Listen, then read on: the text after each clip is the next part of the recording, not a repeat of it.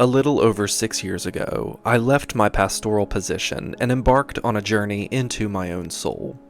A journey that I sometimes share with all of you here on this channel, which has been running now for about 1.5 years. And I can firmly say that this has been a great source of satisfaction for me in my adult life. It has given me a sense of public spiritual expression that I've never had before, even as a former Christian minister. Many of you know my story, or at least the parts that seem important for me to share. Still, I have not been honest with you, and I have held back. Yes, it's true, I work with spirits not conventionally understood by most people around me, and I have managed to encounter them on levels most people would dismiss as a lie, if not delusion. And in an attempt to retain even a shred of academic respectability and to appear trustworthy to my peers and colleagues in the occult community, I have left vital parts of my stories out of the public eye. I have always been afraid people would see this channel as edgy sensationalism or cultish content meant to manipulate viewers. I also didn't want to seem like someone on the cusp of a spiritual psychosis, as we see far too prevalent in the occult scene these days. I've always preferred a measured and grounded approach to spirituality, and I value my current respectable standing and my rational presentation of spiritual concepts. Still, sometimes things aren't rational. And for the past few months, I have felt, in a way, convicted by the spirits I work with to share the stories I have until now been too afraid to tell. Stories I normally would consider too outlandish for public access, and especially not YouTube. I value my reputation, and I don't claim to be any sort of prophet, as some people would like to make me out to be, but this burden persists, and so this is one of those stories. It was April 8th, 2024. The comet 12P Pons Brooks, colloquially nicknamed the Devil's Comet, loomed over the horizon. A comet I've mentioned on this channel before as being one that often heralds times of change brought through chaos, often war, bloodshed, and natural disasters. It visits us every 71 years, each time coinciding with a year of intense global conflict and ecological catastrophes. The War of 1812, the eruption of Krakatoa, the French invasion of Russia, the end of the Korean War, the Algerian War of Independence, the creation of the new Madrid seismic zone, and just last year it appeared in a time marked by global conflict between Russia, Ukraine, and the Middle East, as well as globally disruptive hurricanes that tore apart the world last summer. Wars, however, seem an especially prominent thread here. And given I'm editing this video just a few days after the United States bombed Iran, a move that may possibly spark World War III, I think it's safe to assume the comet hit its mark once again. But the comet wasn't the only interesting thing happening in the sky that day. In fact, it was the day of the great North American solar eclipse of 2024. This eclipse was in the sign of Aries, my birth sign, and as such it held enormous significance to me. The night prior, and for several nights leading up to it in fact, all sleep absolutely evaded me. I felt like an animal gnawing at the bars of a cage, restless, irritable, stir-crazy in my own skin, like any moment I might jump out of it and go absolutely insane. I downed a bottle of vodka to induce any shred of forced relaxation I could, which is something I rarely ever do, and tried to get some shut-eye. It didn't work, so come morning, once I'd entirely sobered up, I was absolutely exhausted. And then I remembered what day it was. Eclipse Day.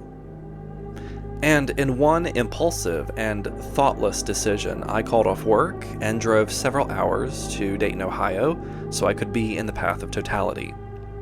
It was almost like something had come over me, and I didn't think twice about it. I just knew I needed to get beneath the moon's shadow when the time came, and I needed to perform a ritual. I don't know why I felt the need to do this, but I did. I wanted to talk to a demon. I felt this compulsive pull, like I was in a trance the entire time, and during all of this, I felt like I was receiving information, instructions for what to do that day, what to say, and where to go, and instructions for a ritual. I ended up in a cemetery in downtown Dayton an hour or so before totality, where I planned to hide out and complete the ritual during totality. I bought a bit of grave dirt from the local spirits, as one does through tradition, and formulated a Faustian contract on a piece of old parchment, writing the entire thing in ethically sourced bat blood. It seemed a ritual in the Faustian tradition was imminent. And in case you aren't familiar with the term, Johann Georg Faust was an itinerant alchemist, astrologer, and magician who lived in the early 1500s. He was infamous for his occult practices and wild claims of supernatural power, which earned him a reputation as a black magician. The legendary Germanic folk character Faust seems to be based off him, a scholar who made a pact with the demon Mephistopheles, exchanging his soul for 24 years of magical power and earthly pleasure. But I wasn't here to sell my soul in the stereotypical fashion, as I find the entire concept to be a little illogical. You are a soul. You can't sell what you are. What you can do is pledge your earthly allegiance and loyalty, however, which is a kind of way to sell yourself, I guess, albeit a less graceful or appealing way to put it. My focus wasn't on worldly power or pleasure-seeking, however. I felt compelled to bring this document before the demon, which outlined the entire operation of my group, Temple Vesperitas, and our goals for the world. It contained terms and conditions, as well as a list of things I planned to offer Mephistopheles in exchange for his aid. But to my dismay, the cemetery would simply not do as a ritual space. Other people began spreading over it with picnic blankets, lawn chairs, and binoculars to watch the eclipse when it arrived. I figured a cemetery would have been relatively empty for something like this, but look at me being wrong. I started driving around for another, more remote place I could perform the ritual. With only an hour or so until totality, I was frantically scrambling everywhere for a place to conduct. I quieted myself. I listened to the instructions, and I drove. I finally found an old stone tower at the center of a metro park that was on a high hill. It had a balcony that overlooked the entire city and the hills beyond it. It had an immaculate view of the sky, and as such was perfect. And even better, it was surrounded by some forest, so it was a little more remote. I later discovered this place was called the Witch's Tower, or sometimes Frankenstein's Tower. It was an old 1940s attraction with plenty of stories of witchcraft and paranormal activity surrounding it. Its interior had been sealed off since an all-too-real incident in the 60s when a girl was struck by lightning in it and perished. Strangely, it looks a lot like the tower from the Major Arcana, which also depicts someone being struck by lightning and falling from it. And what a strange synchronicity that the card's meaning being sudden and drastic change through turbulent, at times traumatic chaos and disaster. Things that seemed all too resonant with the Devil's Comet hanging over it in the sky. I performed a full evocation of the spirit of Mephistopheles on that balcony and signed my name in blood. It was perhaps the most intense and visceral ritual I've ever performed. And at the moment of totality, when I extracted the blood necessary for my signature, I remember a strange feeling coming over the area. A strange liminal quality, where everything seemed to stand perfectly still. And as I turned, I saw in the strange black twilight a figure standing at the edge of the cliff I was on. I'm not sure how to describe it. It almost didn't even look real. But there stood a figure in black, with the vague shape of horns and dull animal eyes. It just stood there, completely motionless. The parchment on the table I had set up was now dripping with blood, and there was a strange heat that came from it, like it might catch on fire beneath my fingertips. And then I heard a voice coming from within my own head, but it was definitely not my own. I had no control over it, and I did not know what it was going to say. But it said, "Stone by stone is a tower built, and stone by stone shall you build ours, from salvage stones, from those which the builders have cast off." This reminded me of a Bible verse that I'm sure many of you have already caught on to. Psalm 118, verse 22. The stone the builders rejected has become the cornerstone. It was later quoted by Jesus in the Gospels and has been interpreted as a prophetic verse about the coming of the Messiah and how society will reject him. Later, I discovered the tower I was standing under had itself been built from salvaged stones around Dayton. But an even deeper meaning seemed very obvious to me, given the terms of the pact laid out before me. Temple Vesperitas was to be a haven not only for demons and infernal forces wishing to immerse themselves in our material world, but also for those people whom society has been cruel to. The misfits and outliers who hang on to the fringes of the modern world, living in it and attempting to keep up with it, but cast away by the first-class people in our world who seem to decide who is and isn't cut out to belong here. People like me. People like, honestly, most other witches, and maybe even people like you. The shadow above began to pass, and totality lifted from the area. As the shadow wafted away, so did the figure, and there I stood, alone. And life went on afterwards. I went home, I carried on. Everything I asked for would soon come to pass, but that isn't the point of this story. In fact, it was only the beginning. To me, this eclipse was a distinct omen, suggesting the beginning of something greater than all of us. A couple years prior, I had my initiatory visions where I met with Lucifer, who I consider to be an aspect of Samael, the true spirit of the devil, and he offered me a cup full of bitter wine, squeezed from a strange fruit I believe to be from the Garden of Eden. Ever since then, I had embraced theistic Satanism and worked tirelessly to improve my methods of conjuration so I could continue to communicate with this intelligence. It seemed benevolent in its dictations of instructions, continually telling me to monitor my emotions and state of being, to remain calm and collected and take the noble and fair route to spiritual ascendancy.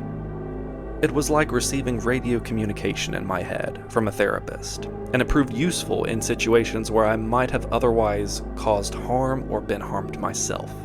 I continued to meet others who had also experienced this exact same vision.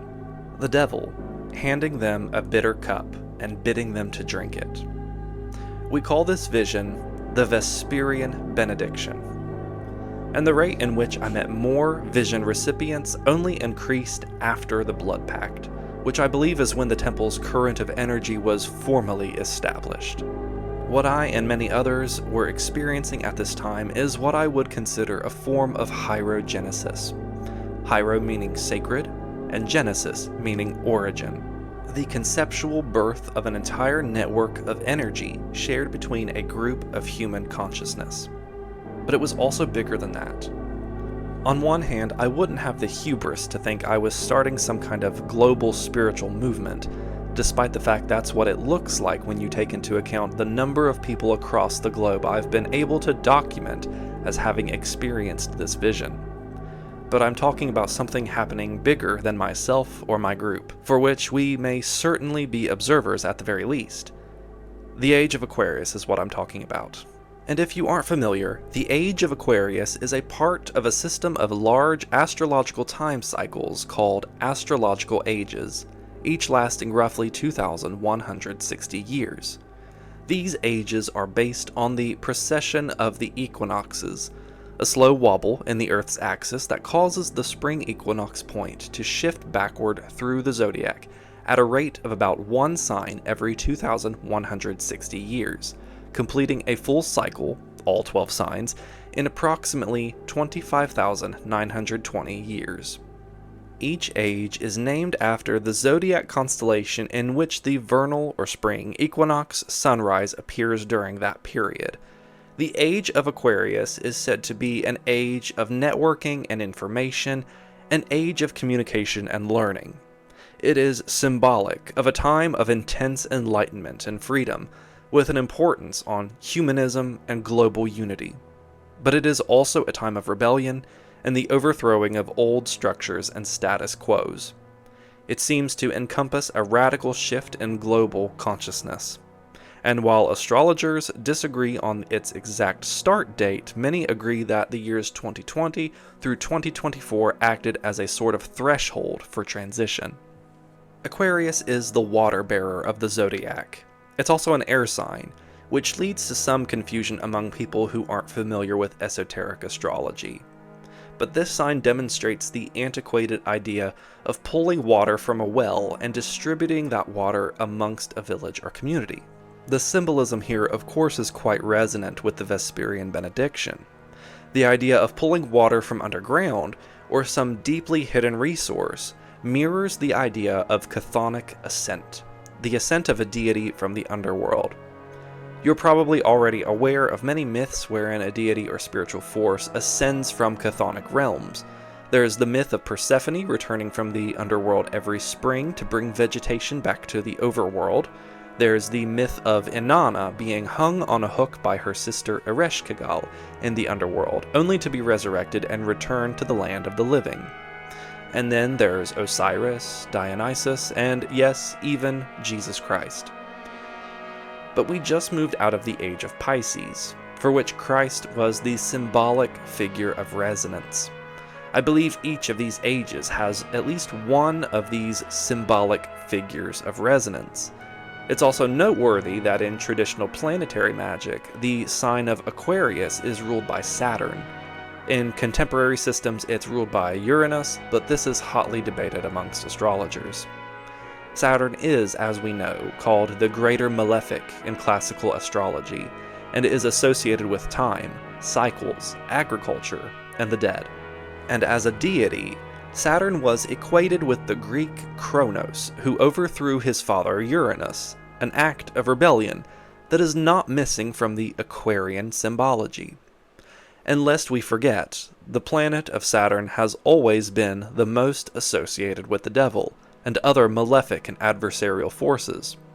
And if this weren't enough, yet another omen was displayed in the heavens, one that slipped right beneath our noses. On December 21st, 2020, which is also considered the feast day of Belial in some satanic circles, we experienced a grand conjunction between the planets Jupiter and Saturn, the two overlaying each other almost perfectly from our view, and forming what would have been identified in the times of Jesus as the Christmas star, the one which led the wise men to his birth in Bethlehem. Although a Jupiter-Saturn conjunction does occur every 20 years, this is the closest conjunction we've seen since those days, with a close second being an occurrence in the 1600s. All this to say, we are seeing something much bigger than all of us unfolding right before our eyes. And in the days when our former gods seem to fail this primitive little planet stricken by war and grief, the ages shall turn and deliver us new ones. And just as the former age of Pisces was marked by the birth of Christ, the Fisher of Man, and the rise of Christianity, the age of Aquarius may just follow the same suit, an overthrow of old systems and the birth of a new one, in the form of a great Hierogenesis. But what will this new equivalent figure, this symbolic resonant character, be like? That's another avenue of research which honestly deserves a video of its own, but I'll give you a snapshot while you're still appetized. My research into Vesperianism, the system of magic and faith for which myself and the other vision recipients are constructing, led me into a peculiar area a few months ago. I was studying the concept of a demonic trinity, which I've spoken at length on this channel about before. From a blend of Kabbalistic and Zoharic writings, with inclusions from Hebrew and Talmudic folklore, we can gather that Samael and Lilith are the two grand demons from whom all other demons seem to derive. And in many of these ancient writings, there is the idea that they were originally born as an androgynous being, both male and female, and being so powerful that Yahweh was forced to cut them in two counterparts of male and female to divide that power. In our cosmology as Vesperians, we identify these figures as the devil, the harlot, and the beast. And for a time I was equating Baphomet with the beast, the strange fusion of male and female demonic divine, and I still do. But I wasn't satisfied. I needed a direct name pulled from the texts. And, well, I found one. Taniniver is the name of the Qliphothic dragon that coils at the bottom of the abyss, and is the combination of Samael and Lilith. Strangely, some texts seem to imply a sort of association with the demon Belial. Not that Belial is the dragon, but perhaps that he came from it as a kind of emanation. The dragon is said to be two-headed, or two-faced, representing the halves of Samael and Lilith. Belial is also said to be two-headed or two-faced, sometimes even appearing as two angelic beings in a chariot of fire. He's known for his dual nature, his cunning, and being one of the primary demons in Hebrew literature that does not originate as a pagan god to later be demonized. And interesting, he's also associated with a so-called Qliphothic version of Adam Kadmon, often found in Kabbalistic writings. In Lurianic Kabbalah, Adam Kadmon is the very first spiritual being or blueprint that came from God before anything else existed. He's not to be confused with the Adam from the Garden of Eden. Rather, Adam Kadmon's name means the primordial man. He's not a human, but a perfect, cosmic version of humanity, like a divine shadow of what people were meant to be. He's made entirely of light and represents pure potential, like a mold or a pattern that the universe followed to create everything else, including people. In Kabbalah, he's the bridge between God and the world. But there's an inverted version of this. Lurianic Kabbalah seems to imply there is a Qliphothic version of this Adam, which some contemporary occult practitioners call Adam Belial. This is a dark inversion of Adam Kadmon that represents humanity as fully immersed in the other side, or the Sitra Achra, having taken from the tree of knowledge of good and evil and becoming its own god. This is a sort of dark prototype for creation. This, in a way, seems to suggest to me that through the forces of the other side, man is able to become a more divine version of itself through descent into its own shadow, rather than ascent through unity with God. Some apocryphal texts, like the Ascension of Isaiah and the War Scroll, also seem to suggest that Belial will be the father of the Antichrist, implying a sort of human-demon hybrid, or a Nephilim, will be the one to usher in the end of days. Now, I don't really believe this. I don't believe in the biblical sequence of the end of the world at all, but this video isn't about that. I see the Antichrist as a form of adversarial consciousness, a rebellious intelligence, if you will, that can manifest in both humans and entities. And while I think it may be possible that a singular person could embody this spirit on a global scale, I don't think it's for the detriment of mankind. I think such a figure would embody the adversarial principles of Satan while challenging us as a species to evolve and become more fully realized beings, to elevate to higher consciousness. And while I do think this figure will have a deeply Luciferian source of being, I don't think it will look anything even remotely similar to the Christian concept of the Antichrist, to the point I hate even using the same word for it.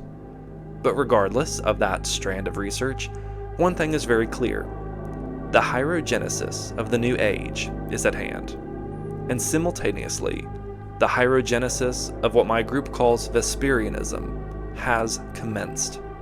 Now, if you're interested in following this line of thought, if you're interested in communicating with the same spirits I do, and if you are burdened by a deep need to explore magic and occultism from a left-hand path perspective, and if you're a witch and need someone to understand you, please consider joining Temple Vesperitas by clicking the link in the description. Our primary user base is on Discord at the moment, where most, if not pretty much all, temple activity takes place. You can find my personal content at cyphergrove.com, where I have a variety of occult courses, including my Demon Conjurer's course for beginners, where I teach you the mechanics of infernal witchcraft.